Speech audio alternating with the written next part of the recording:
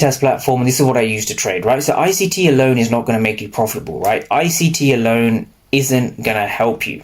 What you need to understand is you need to understand that these kind of buying trades come when you understand who is in control between the buyers and the sellers. So when you have both of these next to each other, what are the main concepts you want to understand? Well, you want to understand fair value gaps, right? 15-minute fair value gaps, 5-minute fair value gaps, 1-minute fair value gaps.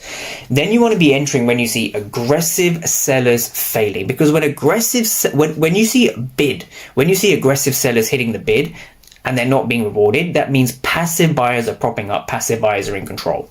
And that is the only reason we saw the market heading higher here, all the way up to the next fair value gap, just over here, right? Same charts, same everything, right? So just look at this chart and ask yourself, will the left-hand side actually tell me what I need to know, right? So what is the entry model on the left-hand side, right? It's a trick question because there's no entry model on the left-hand side. The left-hand side isn't giving you any entry model, right? The only thing that's giving you an entry model is the fact that you're seeing aggressive sellers hitting the bid.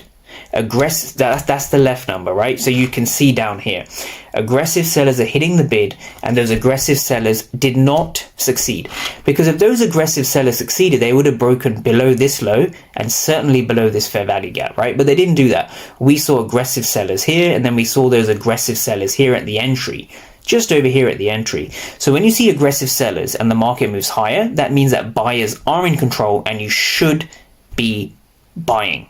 Right, that is the only thing I wanted to go through in this video, as well as the higher time frame bias. So you start with liquidity and fair value gaps, and you go down to fair value gaps in order flow. That is how I trade.